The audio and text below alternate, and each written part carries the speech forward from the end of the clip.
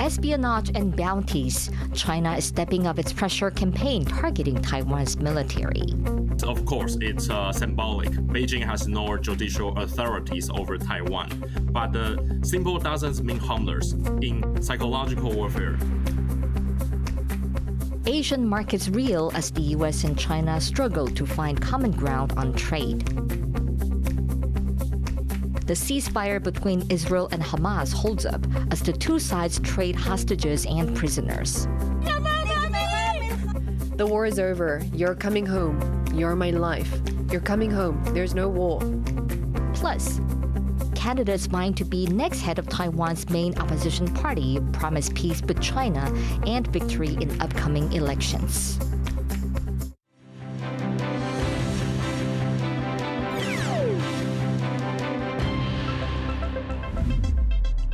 A warm welcome to TaiwanPlus News. I'm Betty Chan. China has recently stepped up its actions targeting Taiwan's military, including through espionage and a bounty list. These efforts appear to be aimed at intimidating and dividing the armed forces. Alan Liu reports. This is Taiwan's domestically developed Xiongfeng 2 anti-ship missile, a supersonic weapon designed to counter naval threats. But classified information about the system may have been leaked. An investigation found that a Navy corporal surnamed Lin, who was discharged in 2021, met a Chinese intelligence agent through a dating app. He then acted as an intermediary, helping pass on documents, including the Xiongfeng 2 missile launcher's drill manual, operator handbook, and other related classified materials. Prosecutors have detained Lin and indicted him for violating the National Security Act. Taiwan's defense ministry says the case came to light after other service members came forward and reported it. 中共对我渗透攻坚未曾停顿，少数官兵因利欲熏心，背叛国家，应受最严厉的处分。本部将持衡落实保防教育，深化官兵保防警觉及爱国意识。 An expert says the leak could force Taiwan to revise its training and deployment plans, which is extremely costly. But proving the case isn't an easy task. I think the challenge will lie on the three elements, especially intent and the money flow, which make such case complicated and evidence heavy. In addition to the spying case, Beijing has stepped up other actions targeting Taiwan's military. After Taiwan celebrated its National Day on October 10th, China published a list of 18 members from Taiwan's Psychological Warfare Battalion and announced bounties on them. Chinese state media even warned that its investigators have identified all 250-plus members of the unit, including their real identities and duties. Taiwan's defense ministry says the move is part of Beijing's cognitive warfare campaign and called the tactics crude and clumsy. Experts note that the so-called bounty is largely symbolic. Beijing's recent actions combine legal warfare and cognitive warfare. Of course, it's symbolic. Beijing has no judicial authorities over Taiwan, but the symbol doesn't mean harmless in psychological warfare. These recent moves, the expert says, are aimed to unsettle the soldiers' families, amplify China's propaganda, and ultimately sow distrust within the combat unit. Taiwan says to better protect national security, it will strengthen safeguards against espionage and improve counter-infiltration training within the military. Howard Chang and Alan Liu for TaiwanPlus. To find out more about the national security risks posed by recent espionage incidents, our reporter Larry Isiano spoke to Ming-Shi Shen from the Institute for National Defense and Security Research. These two recent cases, one involving bounties being placed on members of the Political Warfare Bureau, and the second involving a Marine who is accused of leaking internal documents to Chinese intelligence operatives, what concerns do they raise about Chinese espionage towards Taiwan or in Taiwan? 现在中国要悬赏这些我们的第一线的国军官兵，除了显示他们的工作成果之外，当然他们希望透过这样的方式来产生一种嚇阻的心理，就是我悬赏你，而且你终身都会被追究责任，甚至可能判死刑。所以透过这样的法律战的方式来嚇阻这些从事第一线工作的国军官兵，让他们心生畏惧，不敢做这个工作，或者是不敢在这个单位继续待下去。我想这个意图是非常明显的。那另外有关海军士兵，这个纯粹是泄密或者是窃取台湾国军的这个作战行动的机密，不论是中共对国军的心战人员的胁迫或者是威责，或者是窃取作战行动的教范跟准则，对未来台湾防卫作战来讲影响是非常大的。Does Taiwan need to consider amending the national security law? 国家安全法里面也没有针对这种泄密的行为加以规范，所以这里面其实就是应该是要参考美国针对所谓的非机密的敏感性资料来制定相关的法规，包含保管、运用，还有泄露之后应该有的惩处应该是在这方面修改法令。所以如果要修法的话，不只是国家安全法，相关的国家机密保护法或者是反渗透法都应该要随之调整的。How do these recent cases fit into broader Chinese strategies towards Taiwan? 你可以看到它现在的这种渗透或者是这个窃取机密对象，从以往的中高阶的军官，现在已经转移到基层的士官兵。基层士官兵他也许知道的机密没有那么多，但是他知道了他部队里面的很多运作的细节。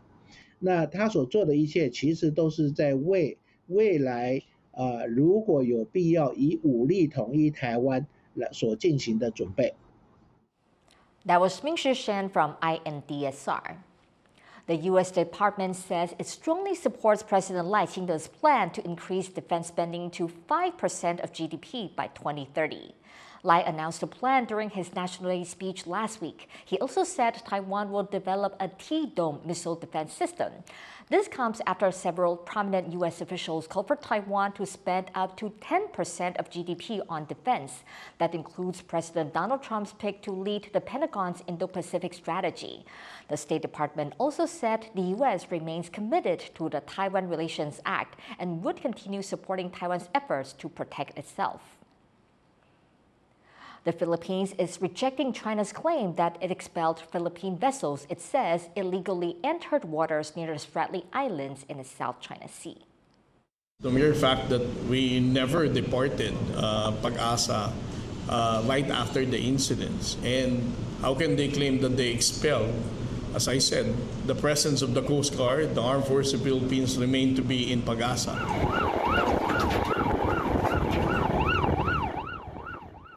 It comes after a collision between Philippine and Chinese Coast Guard vessels on Sunday near Pag-asa or Titu Island, which is under the Philippines' control. Manila says the confrontation took place in its territorial waters, less than 2 nautical miles from the island.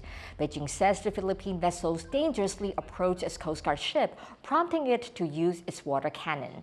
Several countries have weighed in on the incident, including Taiwan.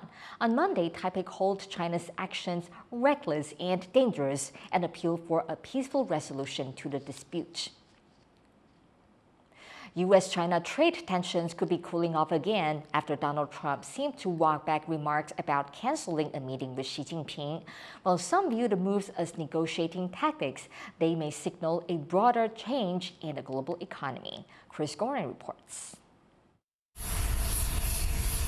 Speaking aboard Air Force One on Sunday, U.S. President Donald Trump praised China's Xi Jinping and left the door open to adjusting the 100% tariffs on China set for November 1st. I think we're going to be fine with China. Look, I have a great relationship with President Xi. He's a very tough man. He's a very smart man. He's a great leader for their country. Let's see what happens. You know, for me, you know what November 1st is? An eternity. November 1st is an eternity for me. The comments follow an escalating series of trade restrictions between the world's two largest economies. Last week, China put export controls on rare earth minerals critical to weapon systems and semiconductors. Trump, on Friday, retaliated with his 100% tariff threat. Then, in a move seen as backpedaling, China said its export controls are not blanket bans. The exchange between the two countries roiled Asian markets, with nearly every major stock index down on Monday afternoon. Taiwan's TAIEX saw a significant 3% drop in the opening hours Monday before mostly recovering by close of trading. But some say the back and forth might just be a negotiating tactic. I think this sort of negotiation we have been seeing a couple of times over the past half year or past year. This kind of level of tension cannot be sustained forever. I do think this is potentially kind of temporarily bargaining chips from each side. It's unclear whether the two leaders will still hold a scheduled meeting on the sidelines of the APEC summit in South Korea at the end of this month. Amid concerns about how rare earth export controls would affect Taiwan's chip industry, officials here say it should have limited impact. 可能直接冲击的比较是跟马达有关的，高速马达部分包括无人机啊，半导体现在看起来是没有，大部分从日本进口材料，美国进口设备，所以直接从中国来的比较少。那但是间接恐怕也会有波及啊，我们现在还在观察。As all eyes look to the APEC summit and potential U.S.-China deal, some also say a bigger trend may be at play. I think one clear sign we are seeing is a decoupling of U.S. and China supply chain. I'm not just talking about semiconductor. I think it's essentially you're gonna have two parallel ecosystem, right? You will have an ecosystem that led by U.S. and its partners and allies. You will also have another ecosystem that led by China, Russia. With tariffs set to take effect in weeks and export controls tightening on both sides, the next moves from Washington and Beijing could decide the future direction of the global economy. James Lin and Chris Gorin for TaiwanPlus. China says U.S. chipmaker Qualcomm admitted it acquired an Israeli tech company without notifying regulators. The move had triggered an antitrust investigation in Beijing. It comes amid tit-for-tat regulatory moves by both Washington and Beijing. Those include China's export controls on rare earth minerals and a U.S. threat of additional 100% tariffs on Chinese goods. Qualcomm's shares were down 5% on Friday amid the antitrust probe and U.S.-China trade tensions. The Dutch government has taken control of Nexperia, a chip maker based in the Netherlands, to prevent key technology from being transferred to its parent company in China. It's the first time the Netherlands has invoked the Goods Availability Act, citing economic security concerns. The move allows the country's economy minister to block company decisions and suspend executives while ensuring chip production continues in Europe. Nexperia's Chinese parent company Wingtech slammed the move as politically driven. The decision comes as tensions between the EU and China rise over access to advanced technology and critical raw materials. Coming up after the break, life in eastern Taiwan's Guangfu Township mostly returns to normal following devastating floods last month, but farmers are still trying to get back on their feet. Stay tuned.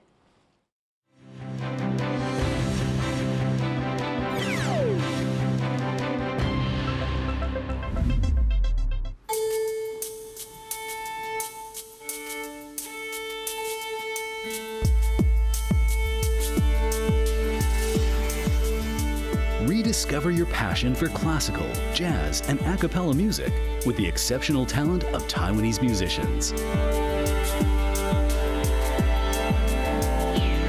Resound, every Wednesday, 8:15 p.m. on TaiwanPlus.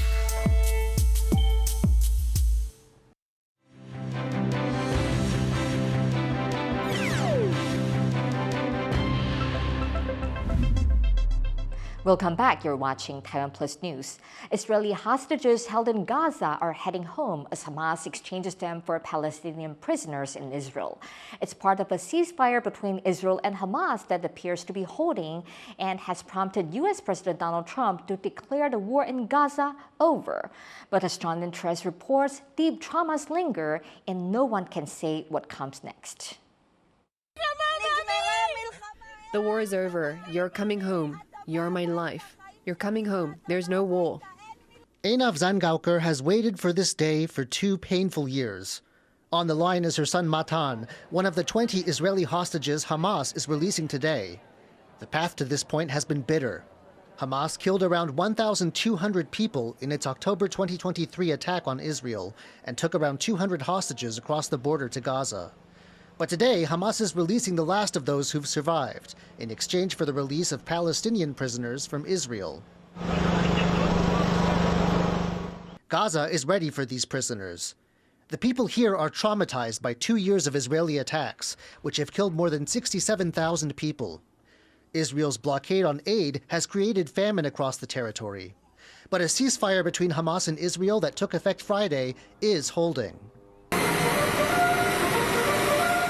One of the biggest forces behind the ceasefire, U.S. President Donald Trump, is in Israel to mark the day. He'll address Israel's parliament before heading to Egypt to attend a summit on ending this war for good, as there is yet much more work to do. Still, he's declared the conflict over and said the settlement he's helped to reach is something both sides can cheer for. Cheer might not be exactly the right word after all the grief and anguish, but in Israel at least, it's certainly been a day of intense emotion. Joy, relief, and all the pain of the past 2 years pouring out at once. People gathered in what's been dubbed Hostage Square in Tel Aviv to greet the news with celebrations. People have been singing and dancing here since the day before in anticipation.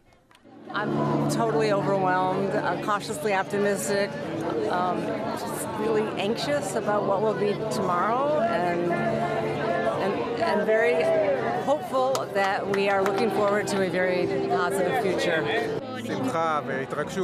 I feel immense joy and excitement to feel that we're really in a process of returning to a slightly more normal life, and I hope back to routine. There was especially little to cheer about in Gaza. The fighting may have stopped, but amid the ruins, the mood is somber. Back in July, the UN said that already 78% of structures in Gaza were damaged or destroyed. The World Bank, meanwhile, puts the rebuilding cost at over $50 billion US. We didn't expect it to be to this degree. I mean, not one home in the whole street is standing, or is even hollowed out. They are all level to the ground. It is all destruction. There is no life, not at all, not at all. No life, no life. Even if the peace holds, the question for many is what now? Basic aid is still hard to come by in Gaza, and whether this peace will hold is still anyone's guess. While Israel's Prime Minister Benjamin Netanyahu says a path of rebuilding and healing is at hand, he also says this may not really be the end. The battle is not over. There are still very serious security challenges ahead. Some of our enemies are trying to recover so they can attack us again. And as we say here, we're on it. There are also unprecedented opportunities, precisely because of the victories we've achieved. I am convinced that together we will overcome the challenges and realize the opportunities. The ceasefire may be working, but the immense trauma and damage of the war aren't something a peace accord can fix anytime soon. Andy Xue and John Van Trieste for TaiwanPlus. The U.S. government has condemned Beijing's recent crackdown on a prominent Christian group in China. In a press release, U.S. Secretary of State Marco Rubio denounced a raid on Friday against Zion Church congregations across China. Chinese authorities detained nearly 30 church leaders, with some likely facing charges of illegal dissemination of religious content. Although Beijing allows some religious freedoms, it only permits state-approved congregations. Zion Church is among China's largest so-called underground or house churches. China has yet to respond to the U.S. statement. Taiwan's biggest opposition party is scheduled to hold its leadership election on Saturday. Less than a week before the crucial vote, an AI attack video targeting one of the candidates has highlighted the party's complicated relationship with China. But as Leslie Liao reports, cross-strait ties aren't the only matter on the candidates' minds. A seemingly ordinary speaking event takes a turn for the unexpected and bizarre. Depicted in this fake video are former Taipei City Mayor Hao Longbing and Taipei City Councilor Liu Caiwei. Hao, who is running for chair of Taiwan's main opposition party, the Kuomintang, says that the video is an attack on his campaign and that he's been a victim of fake news. 在最近3个礼拜之内，到处都是假讯息、假资料、谣言攻击郝龙斌，而且这些 IP、这些网站都是在3个礼拜成立的。我不知道这是哪里来的这个攻击。 While Hao says he doesn't know the origin, his close confidant, party heavyweight, and media mogul Zhao Shaokang has spoken out, pointing the finger at China. He says that Taiwan's national security authorities should investigate. 所谓境外势力啦，或大陆方面到底有没有干涉台湾的选举？哈，那为什么你以前都不讲啊？那其实，在726大罢免的前3个礼拜吧，我印象差不多2、3个礼拜。 我在我主持的战情室啊，就很这个严厉的来劝告国台办不要去发表任何言论关于台湾的大罢免的选举。 It's a different direction for the KMT, which has traditionally advocated for stronger ties with China amid Beijing's claims that Taiwan is part of Chinese sovereign territory. Even amid these accusations, National Taiwan University professor Zhang Yazhong, who's also in the race, said if he wins, he will work toward peace with Beijing. At a policy briefing in southern Taiwan, he said doing so would open doors for the country, especially as Beijing blocks Taiwan's participation in international organizations. 我会跟北京进行政治对话，寻求一个和平。有了和平， 我的学生才有机会在国际组织中为我们的台湾出现在这个国际组织。 And that was a sentiment echoed by another candidate, former legislator Zheng Liwen. 只有中国国民党才有法度保护台湾，因为中国国民党要两岸和解，因为中国国民党要两岸和平，因为中国国民党绝对不会把台湾推向战火、推向战争，对不对？ While the KMT chair debates have focused on cross-strait relations and Taiwan's foreign affairs, candidates also discussed domestic matters. With local elections coming up in 2026, candidates put themselves on the line, promising to win mayoral seats in ruling DPP strongholds in southern Taiwan. 所以郝龙斌在这里具体保证，高雄、台南2都，如果郝龙斌做党主席，拿不下1都。 郝龙斌辞职谢罪。我当党主席，我最重要的任务就是把高雄赢回来，好不好？高雄、台南只要有1都没有赢，罗志强就辞党主席，好不好？ From AI attacks to navigating Taiwan's delicate relationship with China to managing upcoming local elections, the party will have to decide who is best equipped to handle all of the above. Scott Huang and Leslie Liao for TaiwanPlus. 3 weeks after a destructive dam breach and subsequent flooding, Guangfu Township in eastern Taiwan is gradually recovering. Cleanup and subsidy distribution are mostly done and schools are back open. But many farmers are still waiting for authorities to remove layers of mud from their fields, which could take years. Irene Lin reports. At the official one-stop service desk set up by the cabinet in Guangfu, flood victims line up to apply for subsidies and missing documents. Officials have approved more than 90% of the applications submitted by local households and are preparing to return to the regional headquarters. It's now been 3 weeks since Typhoon Ragasa brought torrential rains to eastern Taiwan, leading to a barrier lake in Hualien's mountains overflowing and flooding downstream communities and farms. Authorities have not yet lowered their highest level alert for the lake. Before they can do that, officials first need to finalize an emergency evacuation plan and practice it with local residents. Authorities say they're still working with the county government on some details. 我的目标是这个礼拜了哈，但是县府我们还是要尊重县府的这个考量的因素，看看兵役推演什么时候执行。那兵役推演执行完毕之后，才会进入到实兵演练。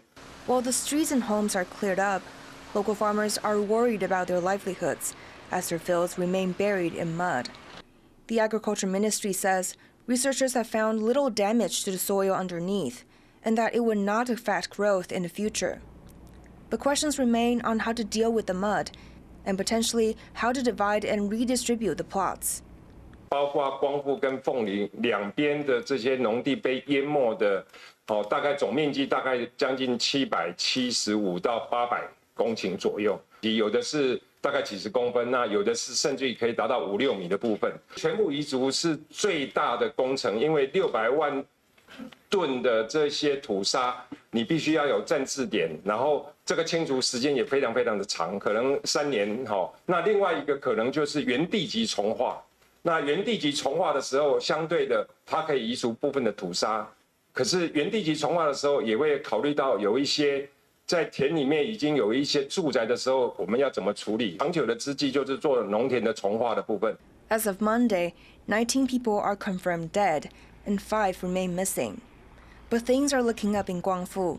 Since the disaster, the local train station has seen unprecedented traffic, from about 1,000 travelers a day before the storm to a recent peak of 50,000, thanks to volunteers from all over coming to help. At the Mataian River, a temporary river crossing was finally opened on Friday, which has allowed larger vehicles to access the area. Now, with the initial recovery work wrapping up and some traffic beginning to flow again, the next stage may involve bringing home displaced residents, even as restoring their livelihoods could be a years-long effort. Chris Ma and Irene Lin for TaiwanPlus. Thank you for watching TaiwanPlus News. You can visit the TaiwanPlus website or follow social media for more stories from Taiwan and around the world.